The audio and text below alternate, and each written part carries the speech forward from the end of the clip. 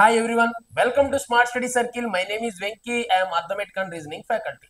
చూడండి ఈ రోజు ఈ వీడియోలో మనం దేని గురించి డిస్కషన్ చేసుకోబోతున్నాము అంటే అర్థమెటిక్ అండ్ రీజనింగ్ లో మరి 70కి 70 తెచ్చుకోవాలి అంటే మనం ఏ విధంగా ప్రిపేర్ అవ్వాలి. మరి అదే విధంగా ఫస్ట్ ఆఫ్ ఆల్ మనం వేటికి ప్రిఫరెన్స్ ఇవ్వాలి. ప్రిఫరెన్స్ ను బట్టే మనకి మార్క్ అనేది డిసైడ్ చేస్తుంది. మరి మొత్తం 70 మార్క్స్ లో వేటి మీద ఎక్కువ మార్కులు రావడం జరిగింది. సో ఏ చాప్టర్ ని ముందుగా మనం ఫోకస్ చేయాలి అనేది ఈ వీడియోలో భాగంగా మనం డిస్కషన్ చేసుకోబోతున్నామండి. ఓకేనా? మరి ఇప్పుడు చూసినట్లయితే మనకి 70 మార్క్స్ అర్థమెటిక్ లో 35 వస్తాయి. మరి అదే విధంగా రీజనింగ్ లో కూడా 35 వస్తాయని చెప్పుకున్నాం. మరి అర్థమెటిక్ లో వచ్చేసి వాడు మనకి ఇచ్చిన చాప్టర్స్ దగ్గరగా ఒక 20 చాప్టర్స్ దాకా ఇచ్చాడు. ఓకేనా? మీరు ఒక విషయం ఏంటి అంటే ఫస్ట్ సిలబస్ ని చూడాలండి. సిలబస్ ని చూడకుండా మీరు ఏది పడితే అది చదివితే ఏమవుతుంది అంటే టైం అనేది వేస్ట్ అయిపోతుంది. దాంట్లో వాడు ఏమి మెన్షన్ చేశాడో ఆ చాప్టర్స్ మాత్రమే చదవాలి. కొంతమంది ఏదేదో చదివి ఏదేదో టైం వేస్ట్ చేసుకుంటా ఉన్నారు. మరి రీజనింగ్ లో చూస్తే క్లాక్స్ గురించి కానీ క్యాలెండర్స్ గురించి కానీ డైరెక్షన్స్ గురించి కానీ ఎక్కడా వాడు ఇవ్వలేదు సిలబస్ లో. బట్ కొంతమంది ఏం చేస్తున్నారు అంటే ఎప్పుడు కామన్ గా క్లాక్స్ ఉంటాయి, క్యాలెండర్స్ ఉంటాయి, డైరెక్షన్స్ ఉంటాయి అన్న ఉద్దేశంలో చాలా మంది అవి చదువుకుంటూ వెళ్ళిపోతా ఉన్నారు. సో అలా చేయొద్దండి. ఒకసారి మనం ఏం చేయాలంటే సిలబస్ ని అబ్జర్వ్ చేయాలి. మరి సిలబస్ లో ఏమేమి టాపిక్స్ ఉన్నాయి. సో నేను అర్థమెటిక్ మొత్తం వచ్చు, నాకు రీజనింగ్ మొత్తం వచ్చు సార్, నాకు మొత్తం ఐడియా ఉంది సార్ ప్యూర్ మ్యాథ్స్ మీద అంటే నీకు ఐడియా ఉన్నది ఇంపార్టెంట్ కాదు. నువ్వు ఇప్పుడు ఒక ఎగ్జామ్ రాయబోతున్నప్పుడు నువ్వు ఒక ఎగ్జామ్ దేనికైతే ప్రిపేర్ అవుతున్నావో దాంట్లో ఏ చాప్టర్స్ ఉన్నాయి అని తెలుసుకోవడం అనేది చాలా చాలా ఇంపార్టెంట్. ఓకేనా? మొత్తం మనం ఇది చూసినట్లయితే నోటిఫికేషన్ లో చూసినట్లయితే మొత్తం ప్రొసీజర్ ఇస్తాడండి. ఓకేనా? ఎన్ని పోస్టులు పడ్డాయి, ఎంత ఫీ పే చేయాలి, హైట్ ఎంత ఉండాలి, ఈవెంట్స్ ఎలా ఉంటాయి, ఫస్ట్ ఏం ఉంటుంది, నెక్స్ట్ ఏం ఉంటుంది, ఎగ్జామ్ ఎలా ఉంటుంది, సిపిటి ఎగ్జామ్ ఎన్ని మార్కులకు ఉంటుంది అని చెప్పేసి అవన్నీ ఇచ్చి కింద మనకి ఏం చేస్తాడు అంటే సిలబస్ గురించి మెన్షన్ చేస్తాడు. ఓకేనా? జిఎస్ నుంచి 50 మార్క్స్ వస్తాయని చెప్పాం కదా, ఆ 50 మార్క్స్ ఏ చాప్టర్ నుంచి వస్తాయని చెప్పేసి ఇస్తాడు. నెక్స్ట్ అర్థమెటిక్ 35 మార్క్స్ అని చెప్పాం కదా, 35 ఏ చాప్టర్ నుంచి వస్తాయని చెప్పేసి పక్కన చాప్టర్స్ ఇస్తాడు. మరి మెంటల్ ఎబిలిటీనే మనం రీజనింగ్ గా కూడా మాట్లాడుకుంటాం.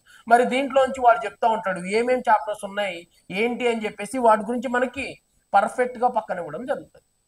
మరి ఎవరైతే ఏ ఎగ్జామ్ కి ప్రిపేర్ అవ్వాలనుకుంటున్నారో ఆ సిలబస్ అనేది ఇంపార్టెంట్. అంతేగాని అర్థమెటిక్ మొత్తం నాకు వచ్చు సార్, ఆ రీజనింగ్ మొత్తం నాకు వచ్చు సార్ అంటే అవసరం లేని చాప్టర్స్ చదువుకొని మనం ఏం చేస్తా ఉన్నాము అంటే టైం అనేది వేస్ట్ చేస్తా ఉన్న విషయాన్ని ఒక్కసారి అయితే ఖచ్చితంగా గమనించాలి. ఓకేనా? మరి ఇప్పుడు వాటిని బేస్ చేసుకొని ఇప్పుడు మనం చూద్దాం. అర్థమెటిక్ లో అసలుకి మొత్తం 35 మార్క్స్ వచ్చాయి. మరి 35 మార్క్స్ వేటిని బేస్ చేసుకొని వచ్చాయి అనేది ఒకసారి మనం చూద్దామండి. మనం ఇప్పుడు డిస్కషన్ చేసుకోబోతుంది ఆర్పిఎఫ్ కానిస్టేబుల్ అండి. ఓకేనా? ఎస్ఐ కాదు. ఎస్ఐకి మళ్ళీ నేను ఇంకో వీడియో అయితే చేస్తాను. ఓకేనా? రెండిటికి కొంచెం డిఫరెన్సెస్ ఉన్నాయి, అందుకే వాటిని విడివిడిగా చేద్దామని చెప్పేసి డిసైడ్ అయ్యాను. ఓకేనా? మరి అయితే ఇప్పుడు మనం మాట్లాడుకోబోతుంది ఏంటి అంటే ఆర్పిఎఫ్ కానిస్టేబుల్ లో అర్థమెటిక్ అండ్ రీజనింగ్ లో 70కి 70 తెచ్చుకోవచ్చా, మరి అంత ఈజీనా అనే దాని గురించి మనం చూస్తున్నాం. మరి ఫస్ట్ అసలు ఏ చాప్టర్స్ ప్రిపేర్ అవ్వాలి అనే దాని గురించి కూడా ఇప్పుడైతే మనం మాట్లాడుకుందాం. మరి 70కి 70 కన్ఫామ్ గా తెచ్చుకోవచ్చు. ఎందుకంటే ఎవ్రీడే నేనైతే ఒక వీడియో అప్లోడ్ చేస్తా ఉన్నాను. ఎవరైతే చూడలేదో వాళ్ళు చూడండి. ఎందుకంటే same question, same model, same answers repeat అవుతా ఉన్నాయి. మరి అలాంటి వేలో వచ్చినప్పుడు 70కి 70 ఏంది, 120కి 120 అయినా తెచ్చుకోవచ్చు. సో పేపర్ అనేది అంత డెడ్ ఈజీగా వస్తున్న విషయాన్ని అయితే ఖచ్చితంగా మీరు గుర్తుపెట్టుకోవాలి.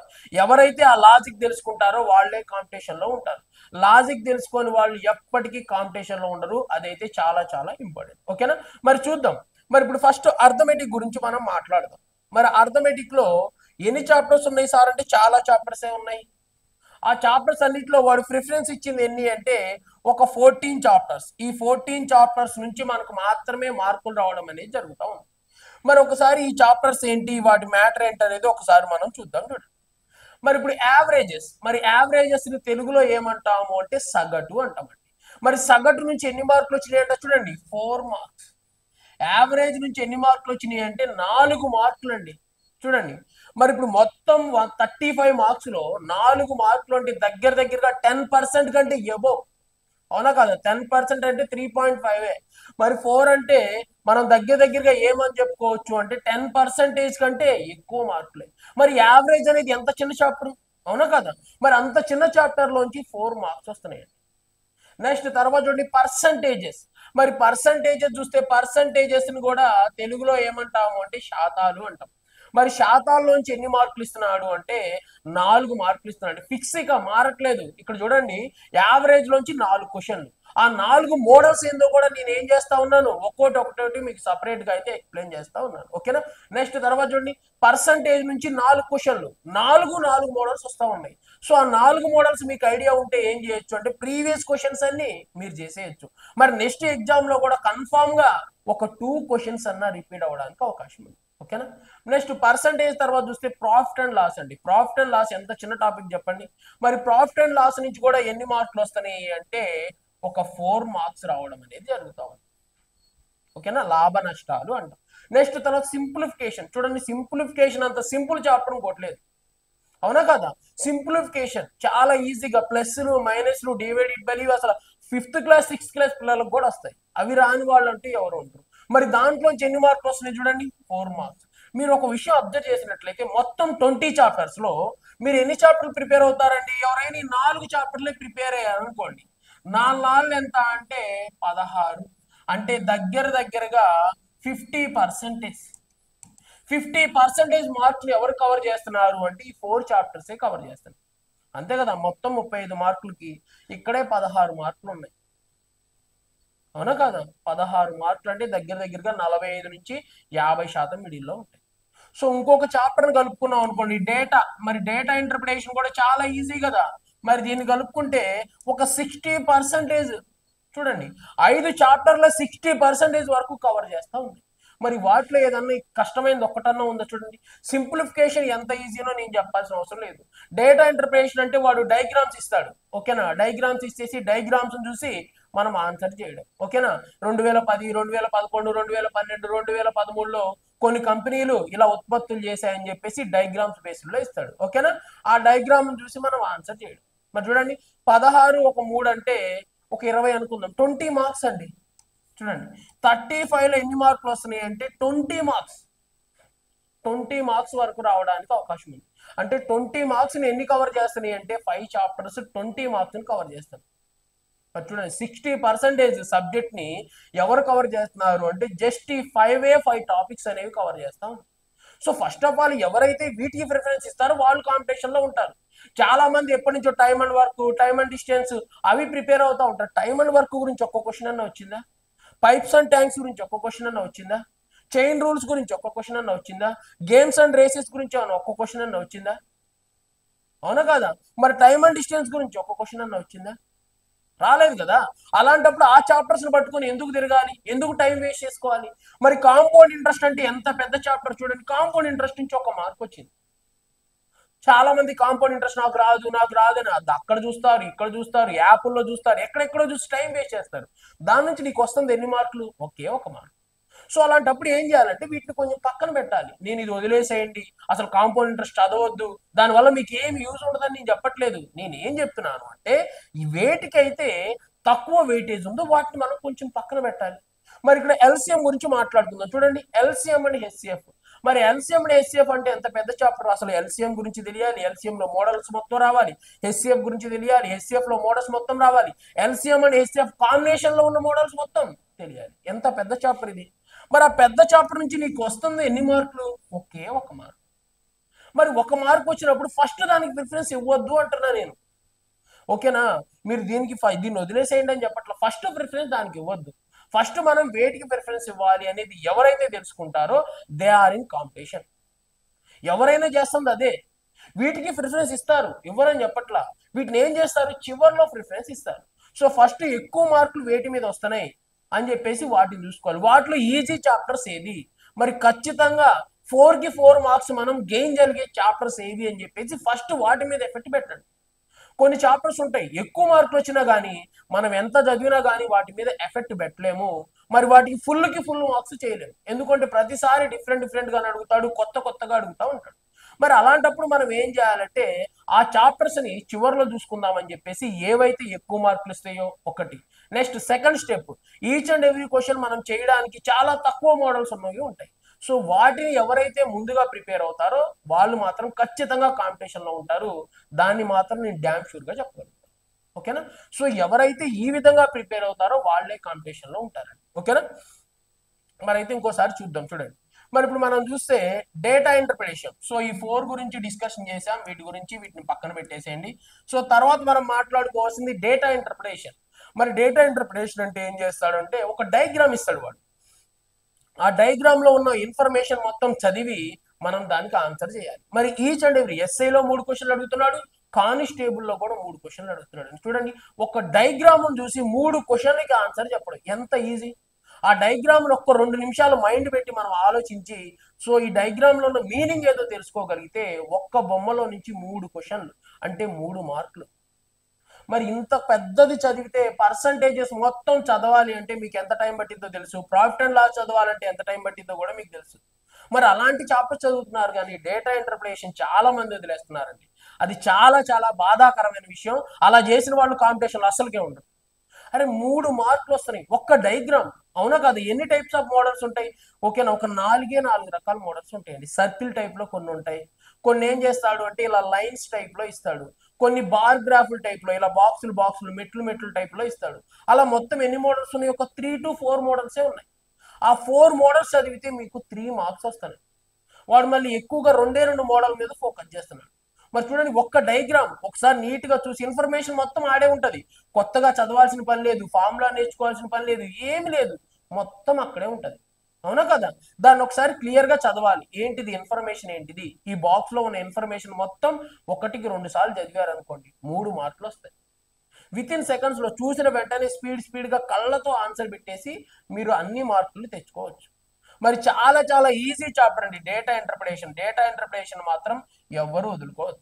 మరి చూడండి, డివిజిబిలిటీ రూల్స్ అండి. అసలు డివిజిబిలిటీ రూల్స్ లేకుండా మనం ఏ పని చేయలేం అన్న విషయం మీ అందరికీ తెలిసిందే, అవునా కాదు? డివిజిబిలిటీ రూల్స్ అంటేనే టేబుల్స్ అందరం 20 వరకు నేర్చుకోవాలి అని చెప్పాం. మరి డివిజిబిలిటీ రూల్స్ ని బేస్ చేయని ఎన్ని క్వశ్చన్లు వచ్చినాయి సార్ అంటే 2 క్వశ్చన్లు వచ్చినాయి.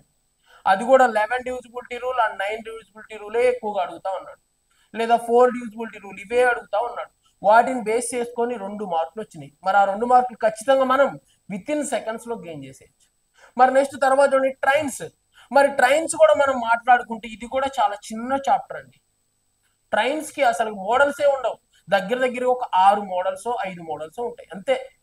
ట్రైన్స్ అనేది చాలా చిన్న టాపిక్స్. ఎందుకు అంటే స్పీడ్స్ లో one of the topic. Speeds లో మనం ఒక చిన్న టాపిక్ గా దీని గురించి మాట్లాడుకుంటాం. మరి ట్రైన్స్ నుంచి 2 క్వశ్చన్లు వస్తాయి.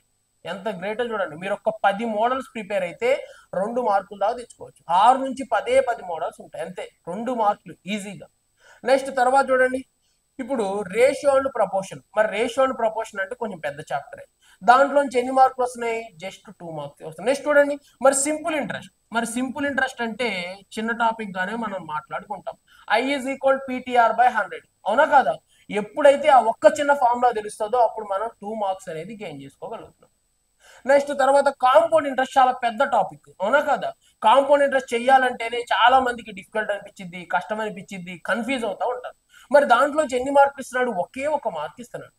మరి ఒకే ఒక మార్క్ ఇస్తున్నాడు కాబట్టి దానికి ప్రిఫరెన్స్ మనం లాస్ట్ లో ఇవ్వాలి, ఓకేనా? నెక్స్ట్ తర్వాత చూడండి ఏజెస్. మరి ఏజెస్ కూడా చాలా చిన్న టాపిక్ అండి, అవునా కాదా? ఏజెస్ మరియు రేషియో అండ్ ప్రపోర్షన్స్ 2 ఎలా ఉంటాయి అంటే కాంబినేషన్ లో ఉంటాయి. Ratio and proportions and ages 2 same to same ఒకేలాగా ఉంటాయి కాబట్టి ఎలాంటి ప్రాబ్లం అనేది ఉండదనే మనం చెప్పుకోవాలి, ఓకేనా? సో అందుకే మీరు ఇది ప్రిపేర్ అయితే ఇది వచ్చేస్తుంది కాబట్టి దాన్ని మనం పెద్దగా లెక్క చేయాల్సిన అవసరం లేదు. నెక్స్ట్ తర్వాత చూడండి ఏమంటున్నాడు, మరి ఫ్రాక్షన్స్ కూడా ఎంత చిన్న టాపిక్ అండి, అవునా కదా? చిన్న ఫ్రాక్షన్ ఏది, పెద్ద ఫ్రాక్షన్ ఏది అని అడుగుతాడు. లేకపోతే డెసిమల్స్ ని ఫ్రాక్షన్ లోకి మార్చమంటాడు, లేదా ఫ్రాక్షన్స్ ని డెసిమల్ లోకి మార్చమంటాడు. సో ఎన్ని మార్కులు వస్తా ఉన్నాయి? 1 మార్క్ వస్తా ఉంది. నెక్స్ట్ తర్వాత చూస్తే ఎల్సిఎం అండ్ హెచ్సిఎం. సో ఇది కొంచెం పెద్ద టాపిక్కే, బట్ ఒకే మోడల్ ని వాడు ఏం చేస్తా ఉన్నాడు అంటే కాన్సన్ట్రేషన్ చేస్తా ఉన్నాడు. ఒకే మోడల్ ని కాన్సన్ట్రేషన్ బేస్ చేసుకొని క్వశ్చన్స్ ఇస్తా ఉన్నాడు. నెక్స్ట్ తర్వాత చూసినట్టయితే మెన్సురేషన్. మరి మెన్సురేషన్ గురించి ఎన్ని క్వశ్చన్లు వస్తున్నాయి సార్ అంటే మెన్సురేషన్ లో మొత్తం 4 క్వశ్చన్లు వస్తాయి. మెన్సురేషన్ లో మొత్తం ఎన్ని క్వశ్చన్లు వస్తున్నాయని చెప్తున్నాడు? 4 క్వశ్చన్లు వస్తున్నాయండి, ఓకేనా? ఆ 4 క్వశ్చన్లు కూడా వేటిని బేస్ చేసుకొని వస్తున్నాయి అంటే ట్రయాంగిల్స్ ని బేస్ చేసుకొని ఒక క్వశ్చన్ వస్తుంది, ఓకేనా? నెక్స్ట్ తర్వాత మనకి చతుర్భుజాలు అంటాం, ఓకేనా? రెక్టాంగిల్స్, స్క్వైర్స్ ఉంటాయి కదా.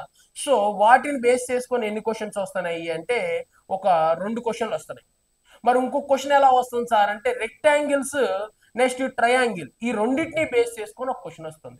సో అలా మనకి 4 క్వశ్చన్స్ అనేది కవర్ చేయడం జరుగుతుంది. ఓకేనా? సో ఎవరైతే ఇది తెలుసుకొని దీని ప్రకారం ప్రిపేర్ అవుతారో దే ఆర్ ఇన్ కాంపిటీషన్. ఆ విషయాన్ని గుర్తుపెట్టుకోండి. చూడండి ఎంత ఈజీగా ఉన్నాయో చూడండి. సో నేను చెప్తాను ఫస్ట్ అసలు ఏ చాప్టర్ ప్రిపేర్ అవ్వాలి, నెక్స్ట్ దేనికి మనం ప్రిఫరెన్స్ ఇవ్వాలి అనే విషయాన్ని నేను ఒక్కొక్కటి అయితే చెప్తాను. చూడండి మరి ఇప్పుడు మనం యావరేజెస్ అండి, ఫస్ట్ యావరేజ్ ప్రిపేర్ కావాలి. యావరేజ్ అనేది చాలా చాలా చిన్న టాపిక్, మీ అందరికీ తెలిసిందే. మరి యావరేజెస్ ప్రిపేర్ అయితే 4కి 4 మార్కులు వచ్చేస్తాయి. ఓకేనా? నెక్స్ట్ తర్వాత సింప్లిఫికేషన్. చూడండి సింప్లిఫికేషన్ అంటే ప్లస్లు మైనస్లు ఇంటూలు అవి తెలియదా మనకి, ఖచ్చితంగా మనం అది కూడా ప్రిపేర్ అయితే ఫుల్కి ఫుల్ మార్కులు వచ్చేస్తాయి. 4కి 4 ఒక్క మార్క్ కూడా మిస్ కాదు, యావరేజ్ లో కూడా మిస్ కాదు. ఎందుకని అసలు దాంట్లో ఉన్న మోడల్సే తక్కువ. సో ఖచ్చితంగా యావరేజెస్ అండ్ సింప్లిఫికేషన్ లో ఒక్క మోడల్ కూడా మిస్ కాదు. ఓకేనా? ప్రతి క్వశ్చన్ కి మనం ఆన్సర్ చేయగలుగుతాం. నెక్స్ట్ తర్వాత మనం డేటా ఇంటర్ప్రిటేషన్ కి ప్రిఫరెన్స్ ఇవ్వండి అండి. డేటా ఇంటర్ప్రిటేషన్ జస్ట్ 3 మోడల్సే ఉన్నాయి, 3 మార్క్స్ వస్తున్నాయి. ఓకేనా? మీరు జస్ట్ 3 క్వశ్చన్ చేస్తే దాంట్లో ఉన్న మ్యాటర్ అర్థమైపోతుంది. దీనికి సొంతగా మీరు ప్రిపేర్ అవ్వాల్సింది లేదు, ఫార్ములాలు బట్టి పట్టాల్సిన అవసరం లేదు, ఏదేదో మీనింగ్స్ తెలుసుకోవాల్సిన అవసరం కూడా లేదు. వాడు ఇచ్చిన డయాగ్రామ్ ని చదివి దాంట్లో ఉన్న ఇన్ఫర్మేషన్, అంటే మన ఎదురుగా ఉన్న ఇన్ఫర్మేషన్ కూడా మనం చేయలేకపోతున్నాము అంటే మనం కాంపిటీషన్ లో లేమని అర్థం చేసుకోవాలండి. ఓకేనా? దీని గురించి అసలు చదవాల్సిన అవసరం కూడా లేదని మనం చెప్పుకోవాలి. ఓకేనా?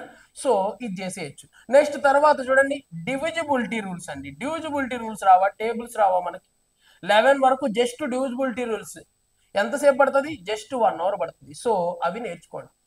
ఓకేనా? నెక్స్ట్ వాటి తర్వాత మీరు చూసినట్లయితే చూడండి ఎవరైతే నెక్స్ట్ వచ్చేసి ఇవి నేర్చుకుంటారో చూడండి మన పర్సంటేజ్ నుంచి ఎన్ని మార్కులు వస్తున్నాయి, 4 మార్క్స్ వస్తున్నాయి. మరి పర్సంటేజ్ కి లింకప్ చాప్టర్, మరి పర్సంటేజ్ కి లింకప్ చాప్టర్ ఏంటిది, ప్రాఫిట్ అండ్ లాస్. అవునా కదా? పర్సంటేజెస్ వస్తే ప్రాఫిట్ అండ్ లాస్ వస్తాయి. ఎందుకని పర్సంటేజ్ ని బేస్ చేసుకొని మనం ప్రాఫిట్ అండ్ లాస్ చాప్టర్ చేస్తాం. అవునా కదా?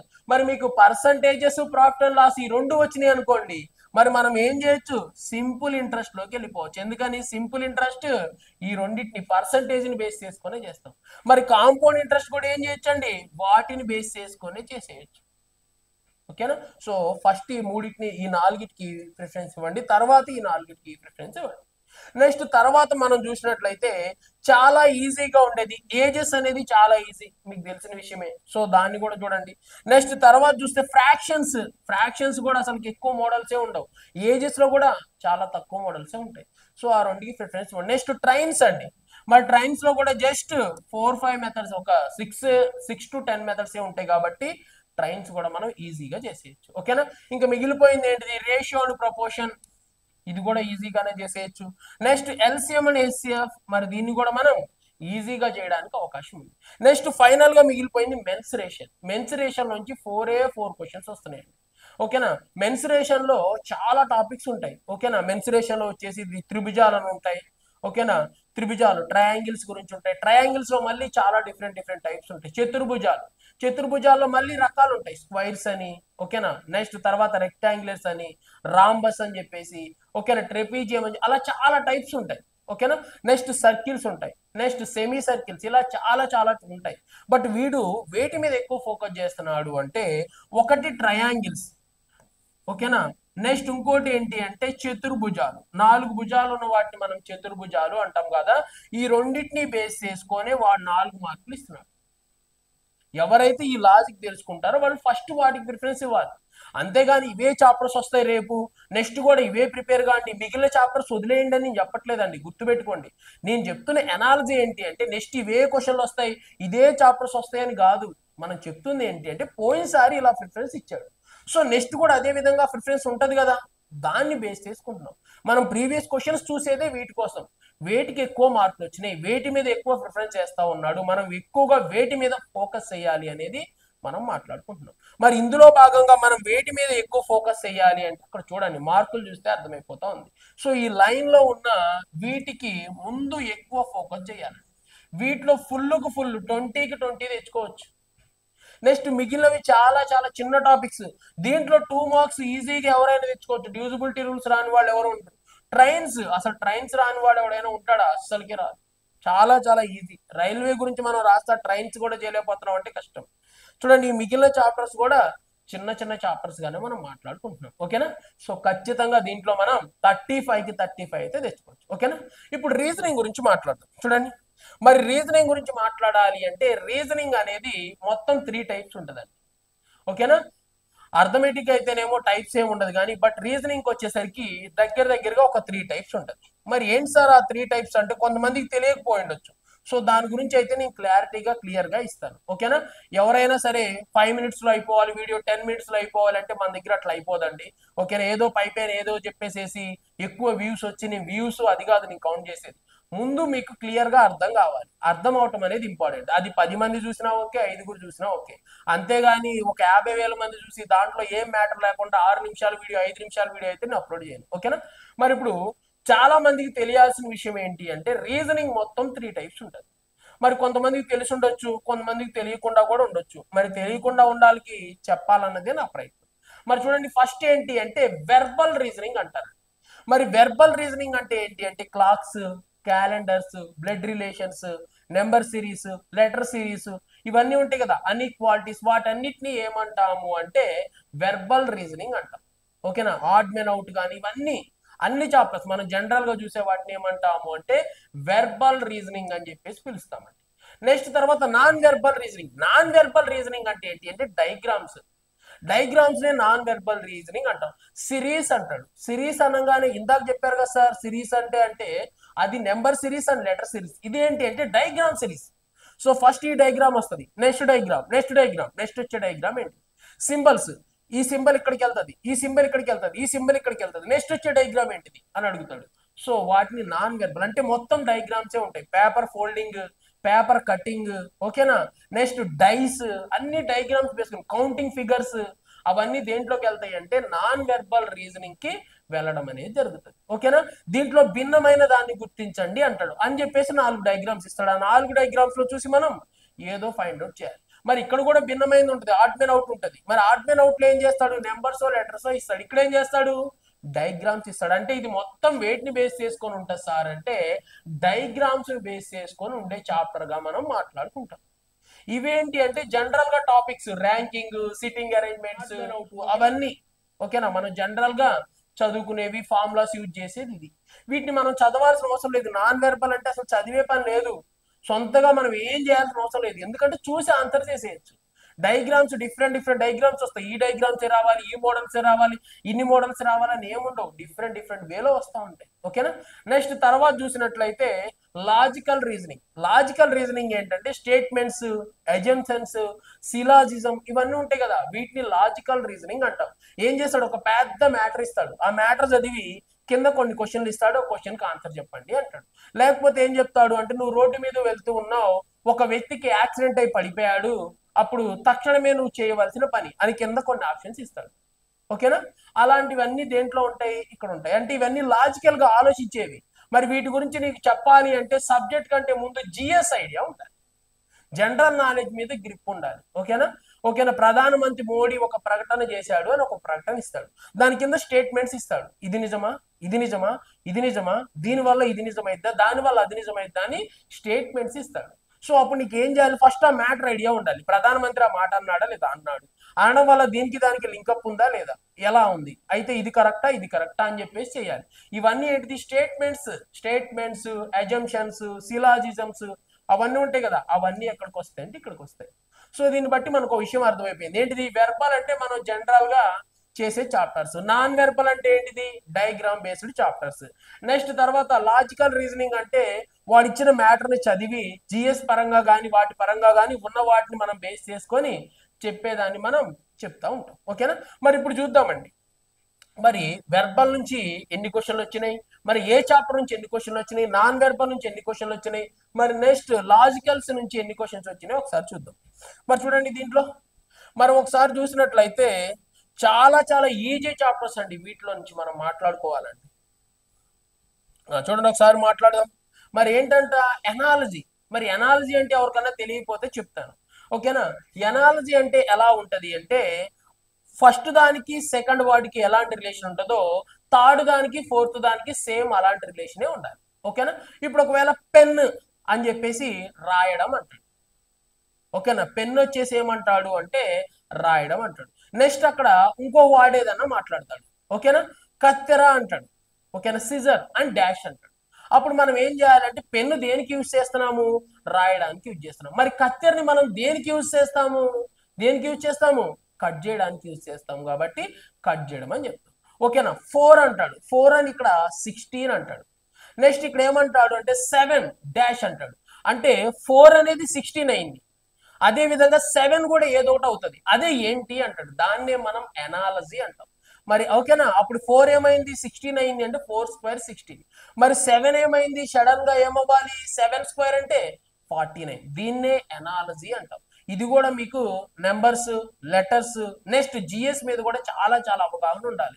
ఎందుకంటే ఒక శాస్త్రవేత్త ఇస్తాడు, శాస్త్రవేత్త ఇచ్చి వెంటనే అతను కనుక్కున్న ఏదో ఒక ఐటమ్ గురించి మాట్లాడతాడు. నెక్స్ట్ ఇంకో శాస్త్రవేత్త ఇస్తాడు, అప్పుడు నీకు ఏం ఐడియా ఉండాలి, ఆ శాస్త్రవేత్త ఏం కనుక్కున్నాడు, దేని మీద పరిశోధన చేశాడు అనేది తెలియాలి. లేదా ఒక వైరస్ ఇస్తాడు, దానివల్ల కలిగే వ్యాధి ఇస్తాడు.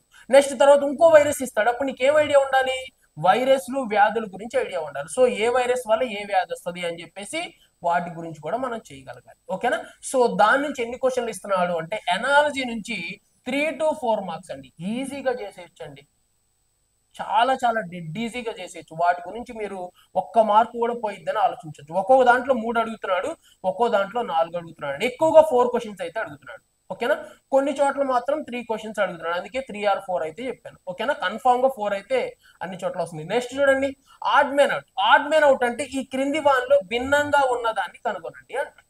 ఓకేనా, ఒక 4 ఇస్తాడు, 4 ఇచ్చేసి వీటిలో ఏది డిఫరెన్స్ గా ఉంది అంటాడు.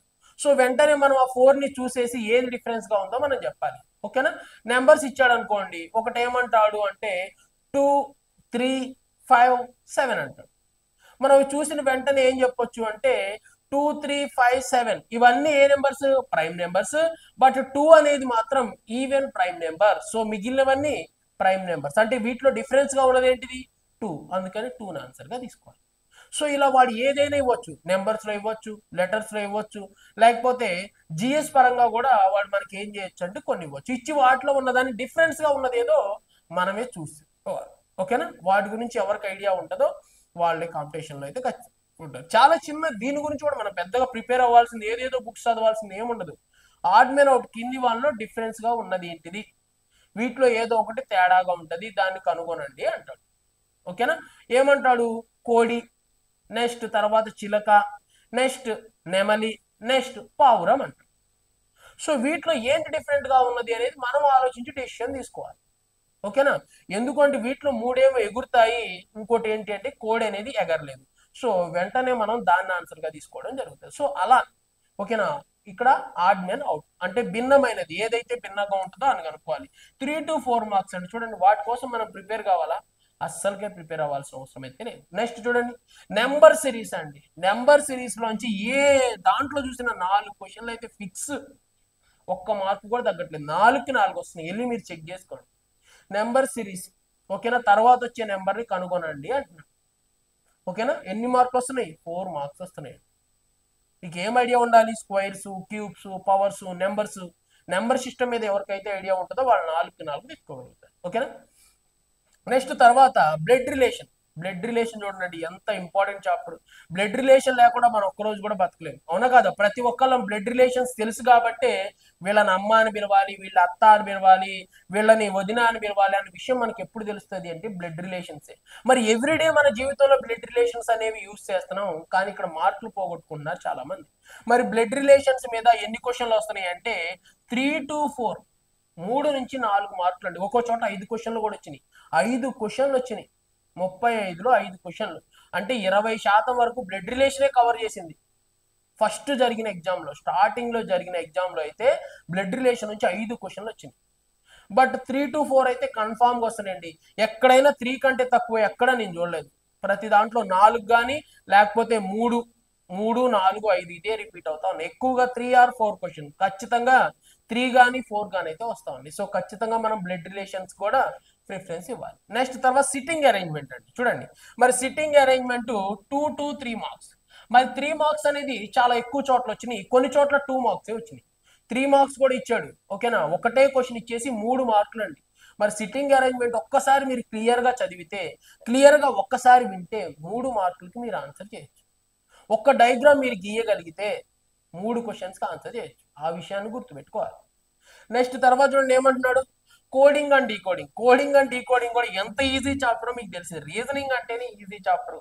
ఓకేనా, రీజనింగ్ గురించి అందుకే ఎక్కువ వీడియోస్ కూడా చేయట్లేదు నేను, ఎందుకంటే రీజనింగ్ అంత డెడ్ ఈజీగా ఉంటుంది. కోడింగ్ డీకోడింగ్ కూడా చెప్పేది ఏంటండి చెప్పండి.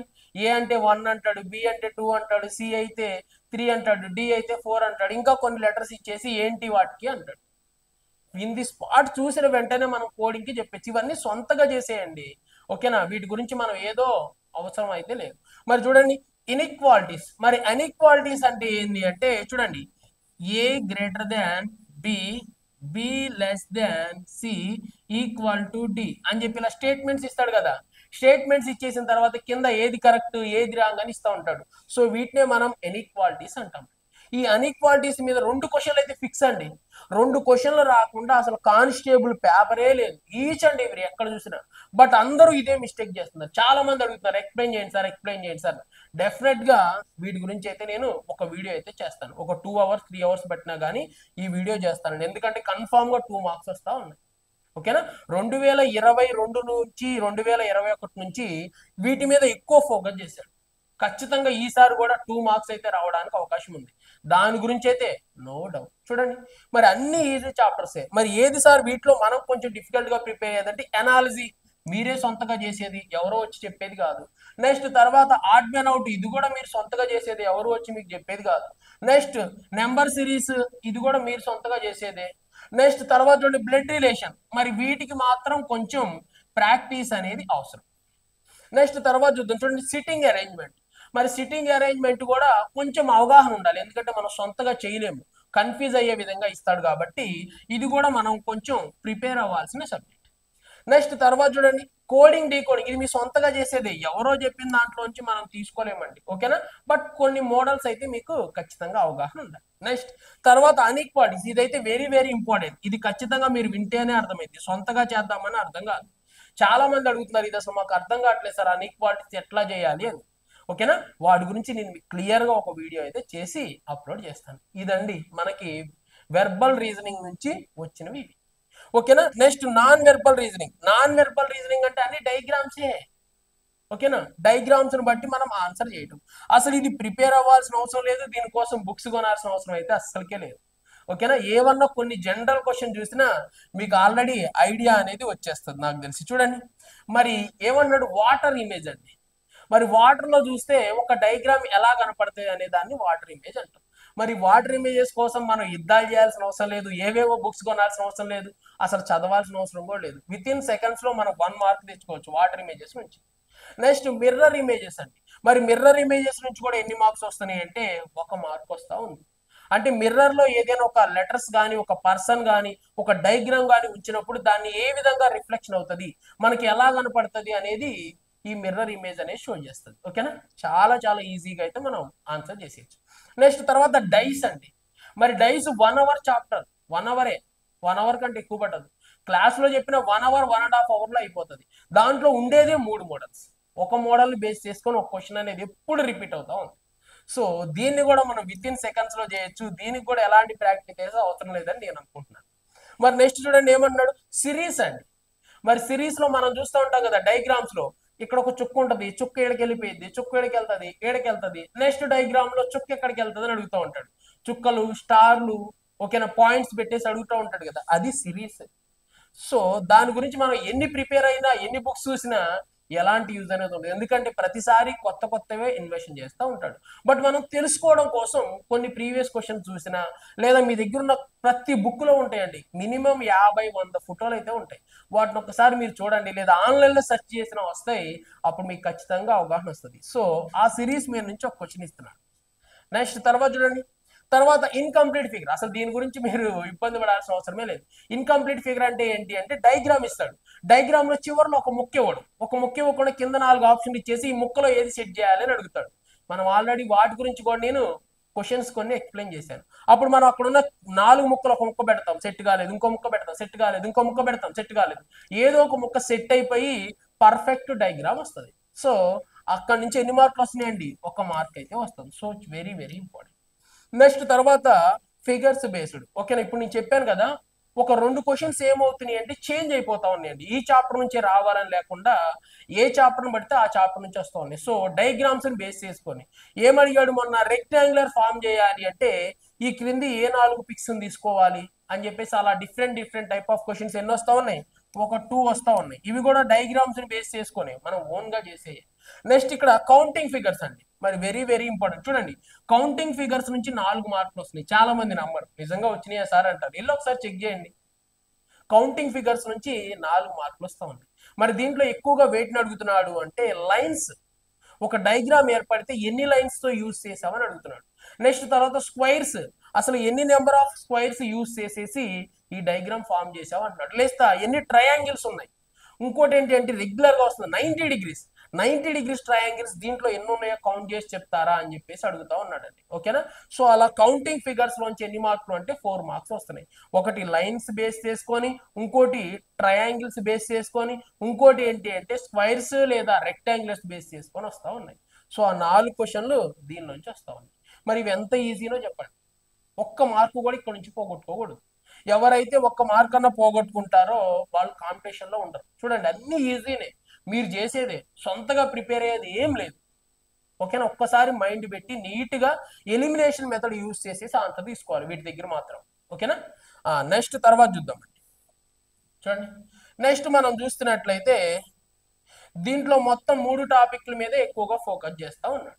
మరి ఫస్ట్ది ఏంటి అంటే శిలాజిజం అండి. మరి శిలాజిజం అంటే మనకు తెలుసు కదా, నక్కలన్నీ పిల్లులు, పిల్లులన్నీ కుక్కలు, కుక్కల్లో కొన్ని ఉడతలు అంటాడు అని చెప్పేసి కింద స్టేట్మెంట్స్ ఇస్తాడు. నక్కలన్నీ పిల్లులు అవుతాయా, కొన్ని నక్కలు కుక్కలు అవుతాయా అని చెప్పేసి ఇస్తూ ఉంటాడు కదా. మరి అవి ఎన్ని క్వశ్చన్లు వస్తున్నాయి? 2 క్వశ్చన్లు అండి. ఈ చాప్టర్ మీరు కొంచెం ఫోకస్ చేసి అయితే వినాలి, ఎందుకంటే కన్ఫామ్ గా 2 మార్క్స్ వస్తా ఉన్నాయి. మరి ఇది కొంచెం డిఫికల్ట్ గా ఉండే చాప్టర్, చాలా మంది అడుగుతా ఉన్నారు ఎక్స్ప్లెయిన్ చేయండి అని. సో కన్ఫామ్ గా దాన్ని మనం ఎక్స్ప్లెయిన్ చేద్దాం. నెక్స్ట్ జడ్జిమెంట్ అండి. జడ్జిమెంట్ నుంచి 2 క్వశ్చన్లు. అంటే జడ్జిమెంట్ అంటే ఏంటి అంటే వాడు ఒక పెద్ద పారాగ్రాఫ్ ఇస్తాడు. ఆ పారాగ్రాఫ్ అసలు ఎంత ఉంటుంది అంటే చదవడానికి కూడా సరిపోవట్లేదు, నిజం చెప్పాలి. ఓకేనా. స్క్రీన్ మీద కూడా సరిపోకుండా చాలా పెద్ద పారాగ్రాఫ్ ఉంటుంది. ఆ పారాగ్రాఫ్ మొత్తం మనం చదవాలి, చదివి మైండ్ లో పెట్టుకోవాలి. మైండ్ లో పెట్టుకున్న తర్వాత కింద కొన్ని స్టేట్మెంట్స్ ఇస్తాడు. ఆ స్టేట్మెంట్స్ ని బేస్ చేసుకొని ఫస్ట్ స్టేట్మెంట్ కరెక్టా, సెకండ్ కరెక్టా, థర్డ్ కరెక్టా అని చెప్పేసి ఆన్సర్ చేయాలి. సో వాటిని మనం ఏమంటాము అంటే జడ్జిమెంట్ అంటాం. ఓకేనా. సో అక్కడ ఉన్న మ్యాటర్ మొత్తం మనం చదవాలి. చదివి ఏం చేయాలి అంటే ఏది కరెక్ట్ ఏది రాంగ్ అని చెప్పేసి మనం ఆన్సర్స్ అయితే తీసుకోవాలి. ఓకే. నెక్స్ట్ తర్వాత చూసినట్లయితే స్టేట్మెంట్స్ అండి. మరి స్టేట్మెంట్స్ గురించి ఎన్ని మార్కులు వస్తున్నాయి అంటే 2 మార్క్స్. స్టేట్మెంట్స్ పర్టికులర్ గా ఏదో మెన్షన్ ఎందుకు చేయలేదు అంటే ఇవి చేంజ్ అయిపోతా ఉన్నాయి. స్టేట్మెంట్స్, ఒకసారి స్టేట్మెంట్స్ ఎజంప్షన్స్ అడుగుతున్నాడు, ఒకసారి స్టేట్మెంట్ కంక్లూజన్ అడుగుతున్నాడు.